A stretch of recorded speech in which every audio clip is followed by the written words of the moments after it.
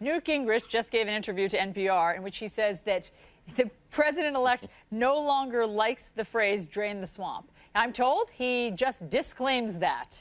He now says it was cute, but he doesn't want to use it anymore. David? And Newt said that the president has the power to pardon his kids in advance, in effect saying they can do no wrong no matter what happens. Newt Gingrich suggesting something like that. Mr. Drucker. Yeah, well, look, I think Newt's an interesting character, and obviously he has a lot of experience in using his position as a former Speaker of the House and the reputation he built up as a thinker and historian from his time in the limelight for furthering his post-office political endeavors. So he's very familiar with this stuff.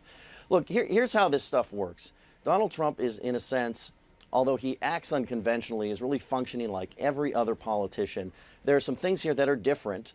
And one of them is that he has such extensive business holdings, including a big, brand new, shiny hotel here in Washington, that even if he does nothing, even if he never encourages people to stay there, they're going to do it anyway so that they can drop in meetings with either administration officials or Republicans in Congress that, I'm at the Trump Hotel, it's so great. Everybody's looking for an advantage. Ultimately, how voters are going to judge the president, the new president, is whether their lives are better. And if their lives are better, honestly, they're not going to care if he's robbing them blind out of their own piggy bank.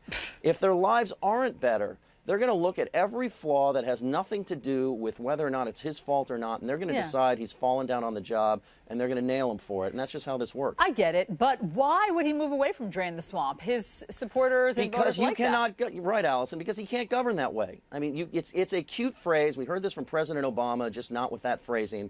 When he ran for office, we've heard this from a lot of politicians of both parties. Drain the swamp, lobbyists are bad, money is bad. Then they get it here and they realize, number one, lobbyists used to work in government. They are the smartest people in town. If you want to run an effective government, if you want to pass an infrastructure bill, if you want to do tax reform, all of these things, you're going to need the help of the dreaded lobbyist. If you want to win re-election, if you want to protect your party in the midterm elections to further your agenda that people voted for you for, you're going to need to raise money because that's how politics works. It costs money.